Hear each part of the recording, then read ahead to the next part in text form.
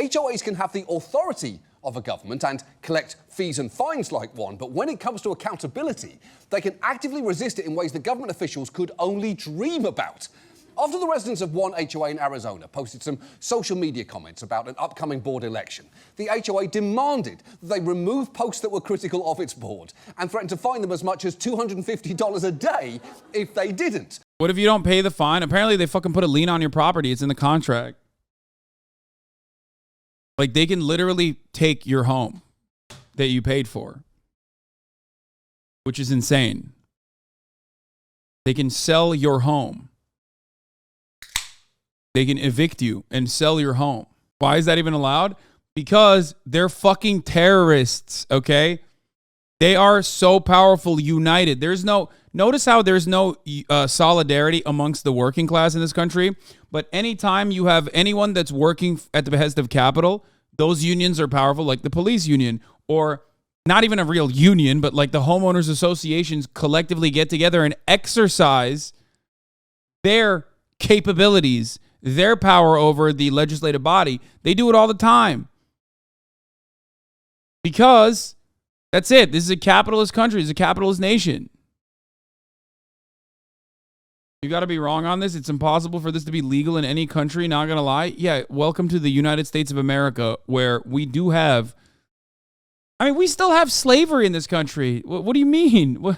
No, we have all the worst shit, okay? You probably won't be surprised to learn that private associations designed to have the force of law in suburban neighborhoods have a history of being used to exclude certain groups. As we discussed in our housing discrimination piece, many neighborhoods had racial covenants barring the sale of housing to black Americans. And in some cases, of course, before I forget, yes, every fucking law in this country that you consider to be unjustifiable, unironically, like the 13th Amendment that I just mentioned that has legalized slavery, goes back to exclusionary tactics to use extra legal circumstances and bar black people from participating. That's it. That's how they sell it. Same with fucking school desegregation and the evangelical movement. The basis, the underpinning of the evangelical movement was quite literally school desegregation. That was what they originally... That's when Paul Weyrich originally recognized the power that the evangelical base held.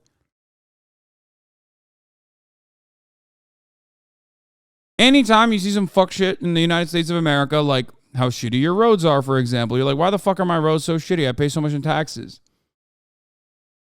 It's because the police need to take up all those budgets. What do the police do? Funnel a group of people from the permanent underclass into the prison system and into, inhumane conditions and also slavery. Finally, something I have an expertise in. HOA liens take precedence over a bank's lien too. I was in loan modification after the downfall of Countrywide, and we would shell out huge wads of cash to HOAs to get their names off the properties.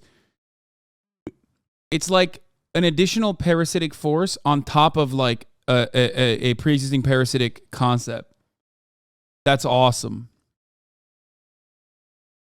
That's like, I mean, that's damn near the entirety of our economy at this point. It's just like, hucksters trying to fucking find a wedge that they can shove their entire body into to create more profit for themselves. It's just like rent seekers on top of rent seekers on top of rent seekers. It's awesome. You gotta do it, baby. More and more third parties in between the consumer and the product. Dude, never forget, Tetris was made by some random fucking dude in the USSR, and the entire Tetris movie basically featured the back and forth ping pong of patents. Okay? Like, the actual innovative product was made, people played it for free. Okay? The real story and the real controversy occurred when capitalists were like, oh, how do we fucking distribute this to every single person? That story in and of itself is quite literally the story of capitalism. It happens over and over again. It's always just like middlemen on top of middlemen on top of middlemen on top of middlemen, with every single person along the way trying to squeeze out additional value. Like, not even value, by the way. They're not even generating value. They're not demonstrating anything. They're basically just sitting on it and saying, how do I make money off of this? This is how capitalism operates. In every venture, in every business, that's just exactly how it goes. That's exactly how it works. Yeah, literally exactly what health insurance is. Exactly. A mediator that does not need to exist, that exists specifically to drive up costs while simultaneously claiming that their entire goal is to lower costs. It's awesome. I've been homeless for 14 years, and all I ever heard when the city of Austin talk about expanding homeless services, the HOAs just fucking gut the attempts. I just lost my job. But before I had it for 4 years, and I still never made enough to get an apartment. Yep. They do that all the fucking time. They're not even talking about like the attempts at destroying any kind of like positive legislation, which is what I was talking about earlier. Anytime, anywhere where like one, the bourgeois state representative accidentally fucking arrives at the correct position on like a housing first homeless policy, which doesn't really exist, but like even a policy that like focuses on creating permanent shelter for homeless people, like the Project Homekey is an adequate solution.